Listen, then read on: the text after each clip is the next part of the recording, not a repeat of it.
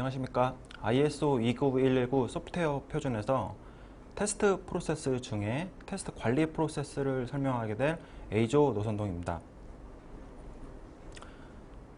우선 테스트 프로세스는 조직 차원의 테스트 프로세스, 그리고 테스트 관리 프로세스, 그리고 동적 테스트 프로세스 3개가 있는데요. 조직 차원의 테스트 프로세스에는 이제 전사적으로 조직 차원의 테스트 정책, 전략, 즉 테스트 규격이 나오는데요. 그거를 이제 테스트 관리 프로세스로 넘겨주면 거기에 대한 피드백이 있고요. 테스트 관리 프로세스에서는 테스트 계획이 나오게 되고요. 그 테스트 계획을 이제 동적 테스트 프로세스로 넘겨주면 실제 저희 크루들이 진행하게 되는 부분이 이쪽 저희 동적 테스트 프로세스 부분입니다. 그 부분에서 실제 저희 크루들이 테스트를 진행하면은 거기에 대한 테스트 측정값, 그리고 테스트 리포팅, 상태 보고서, 완료 보고서가 보고되게 됩니다.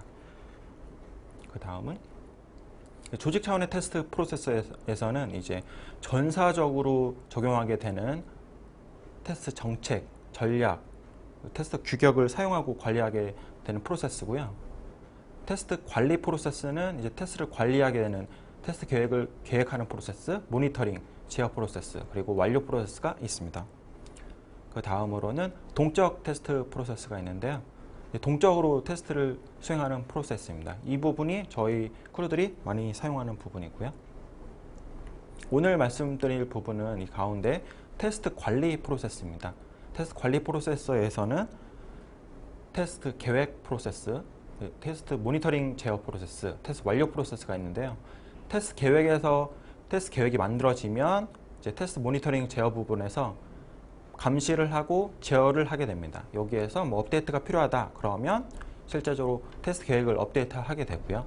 그 다음에 테스트 결과, 이 프로젝트 테스팅이 다 끝났다. 그럼 테스트 결과가 나오겠죠?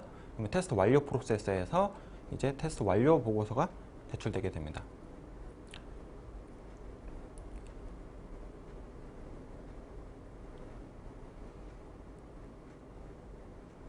첫 번째로 테스트 계획 프로세스인데요. 테스트 계획 프로세스 첫 번째 단계인 요구사항 이해입니다.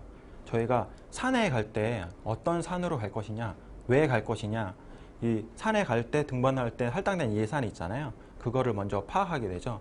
테스팅도 마찬가지로 그 테스팅에 대한 요구사항, 규격, 그리고 테스팅 어떻게 관리할 것인지, 테스팅에 대해서 할당된 예산은 어떻게 되어 있는지, 활용할 수 있는 리소스, 자원은 어떻게 되어 있는지 그것을 먼저 이해하게 됩니다. 파악하게 되면 이제 테스트 범위가 나오게 되고요. 테스팅에 대한 요구사항이 나오게 됩니다. 이제 그 다음 단계인 테스트 계획 개발 구성 단계입니다. 저희가 산에 갈 때 실제 산에 가서 어떤 활동들을 하고 그 다음에 정상에 간 다음에 내려와서는 뭐 술 한잔하고 그런 계획들을 하죠. 그리고 저희가 뭐 백두대간이나 와와 챌린지 갔을 때 뭐 다른 팀에서 뭐 못 갔던 팀원이 있다. 그래서 요번에 참가하길 원한다. 그러면 그런 이외 관계자들의 승인을 받게 되는데요.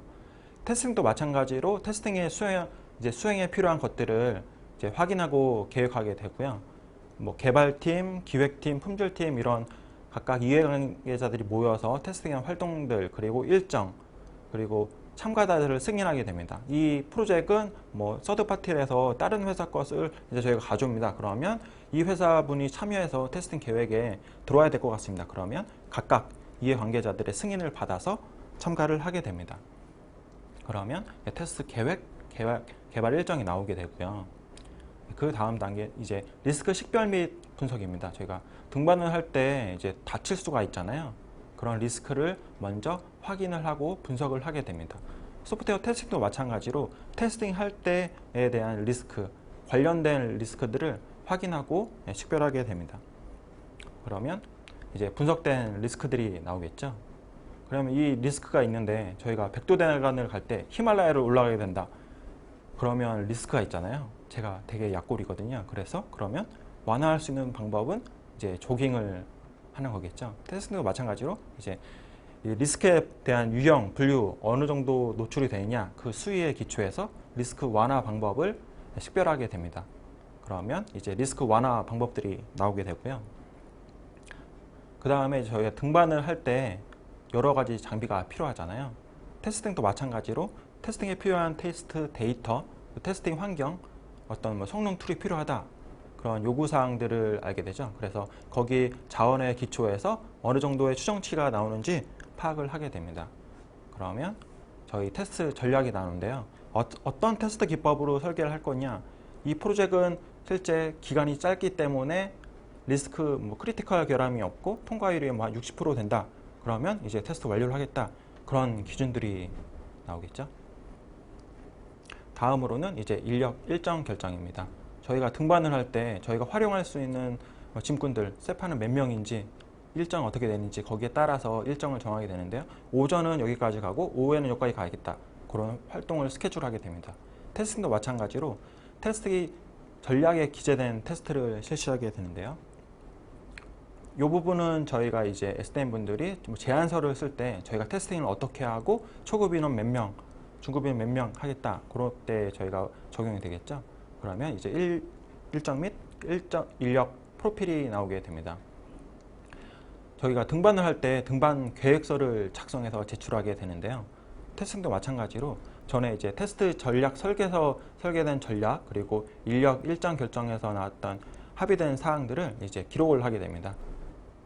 그러면 테스트 계획 초안이 나오게 되고요. 그 다음엔 이제 저희가 이 계획을 수립할 때 이제 의견 충돌이 나올 수 있습니다. 그래서 테스트 범위를 예를 들면 실제로 개발팀에서는 저희가 개발 범위가 아닙니다. 이렇게 하게 되는데 이제 품질팀에서는 품질 확보를 위해서 테스팅 범위에 넣어야 됩니다. 그런 의견 충돌이 있을 수가 있겠죠. 그런 의견 충돌을 먼저 해결을 해야 될 거고요. 그리고 이런 계획들은 각각 이해관계자의 의견을 수립해서 나오게 되고요. 업데이트 사항이 필요할 때도 예를 들어 개발이 변경이 돼서 이만큼이 변경이 됐습니다. 그러면 이제 각각 이해관계자들의 합의에 의해서 업데이트를 하게 됩니다. 그러면 이제 승인된 테스트 계획이 나오게 되고요. 그 다음에 이제 사용 가능한 테스트 계획을 이제 이해관계자들한테 전달하게 됩니다. 그러면 최종적으로 테스트 계획이 나오겠죠.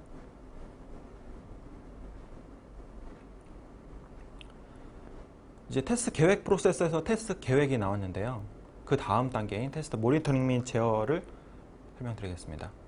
이 등반할 때 저희가 이제 잘하고 있는지 모니터링을 하려면 카메라를 이제 등반 헬멧에 장착하는 방법이 있겠죠.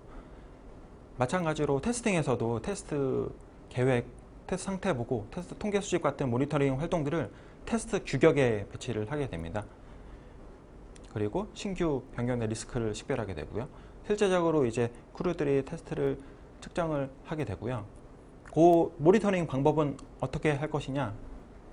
카메라로 해서 볼 수도 있을 텐데요. 테스팅에서는 테스트 상태 보고서, 그리고 테스트 측정 분석, 그리고 이해관계자들의 미팅을 통해서 이제 모니터링을 하게 됩니다. 그 다음은 이제 제어 단계인데요. 이제 저희가 뒤에 저희 갑 회사분께서 테스터 등 뒤에서 이렇게 검시를 할 수도 있겠죠. 그래서 실제 우리 회사에 맞는 테스트 정책과 잘 테스팅을 하고 있는지 감시를 하게 되는데요. 앞에서 말씀드렸던 테스트 상태 보고서를 통해서 이렇게 확인을 하게 되는데요. 예를 들어서 저희 회사는 의료기기 회사입니다. 그래서 저희 테스트 정책은 안정성을 최우선하게 되는데 실제 테스팅 하시는 분이 성능에 치중을 해서 하고 있다. 그러면 저희 편차가 생기게 되겠죠. 그러면 거기 성능 말고 이제 안정성에 좀 더 해주세요 하고 하는 그런 제어 정보가 나오게 되겠죠. 그 다음 단계 이제 보고 단계입니다. 테스트 계획 테스트를 진행한 다음에 테스트 상태 보고서를 각각 이해관계자들한테 전달해 주게 되고요. 신규 변경된 리스크는 리스크 레지스터 업데이트에 기록을 하게 됩니다.